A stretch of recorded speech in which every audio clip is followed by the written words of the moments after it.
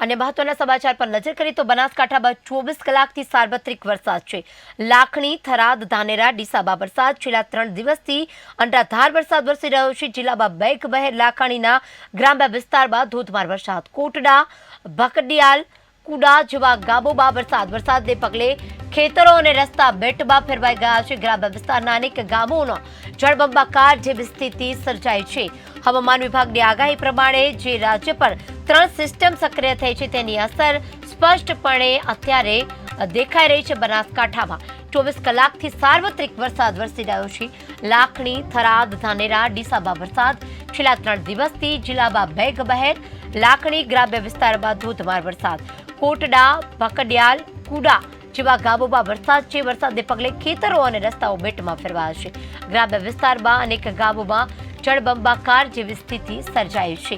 મહત્વનું છે કે બનાસકાંઠામાં અત્યારે ખેતરોમાં પાણી ઘૂસી જતા પાકોને નુકસાન થયું છે, જેના કારણે ખેડૂતોને પણ રોવાનો વારો આવ્યો છે।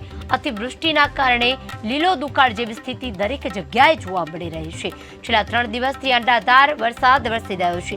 આ મુદ્દે વધુ વિગત આપવા માટે દીપક સોલંકી સંવાદદાતા આપણી સાથે જોડાઈ ચૂક્યા છે। દીપક, અત્યારે બનાસકાંઠામાં જે વરસાદ વરસી રહ્યો છે, છેલ્લા 24 કલાકથી શું પરિસ્થિતિ, ક્યાં કેટલો વરસાદ નોંધાયો? ચોક્કસથી વાત કરવામાં આવે તો હવામાન વિભાગની આગાહી લઈને બનાસકાંઠાના અનેક તાલુકામાં વરસાદી માહોલ જોવા મળ્યો હતો। જો કે બનાસકાંઠામાં 24 કલાકથી સાર્વત્રિક વરસાદ શરૂ થતા લાખણી, થરાદ, ધાનેરા, ડીસા વરસાદી માહોલ જોવા મળ્યો હતો।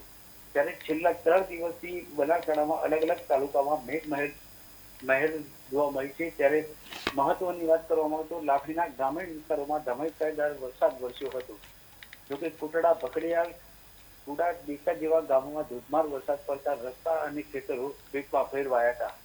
જોકે વધુમાં વાત કરવામાં આવે તો અગાઉ પણ લાખણીમાં સૌથી વધુ વરસાદ નોંધાયો હતો, જેમાં ખેતરો અને જાહેર માર્ગોમાં વરસાદી પાણી ભરાયા હતા અને લાખણીના ગ્રામીણ વિસ્તારોના અનેક ગામડાઓમાં જળબંબાકાર જેવી પરિસ્થિતિ સર્જાઈ હતી। દીપક, અત્યારે જે વરસાદ છે તેને લઈને અત્યારે તંત્ર દ્વારા કેટલી મદદ મળી રહી છે? ચોક્કસથી વાત કરવામાં આવે તો તંત્ર દ્વારા 24 કલાક અપડેટ રહેવાની સૂચના પણ આપી દીધી। વેહિકલો ન છોડવા માટે પણ કલેક્ટરે આદેશ જાહેર કરી દીધા છે। અને હાલ અત્યારે જે પાકોને નુકસાન પહોંચ્યું છે, કયા પાકને વધુ નુકસાન થઈ શકે છે આ વરસાદને લીધે? ચોક્કસથી વાત કરવામાં આવે તો હાલમાં ચોમાસામાં મગફળી જેવા પાકોને ભારે નુકસાન થાય તેવી પણ ભીતિ સેવાઈ રહી છે। જી, તો હાલ દીપક, અમારી સાથે જોડાયેલા રહેશો, અવનવી ખબરો આપતા રહેશો। તો સમાચારમાં વાત કરી તો કોટડા, ભકડિયાલ, કુડા જેવા ગામોમાં અત્યારે વરસાદ નોંધાયેલો છે। બનાસકાંઠામાં 24 કલાકમાં સાર્વત્રિક વરસાદે ભારે નુકસાન પહોંચાડ્યું છે।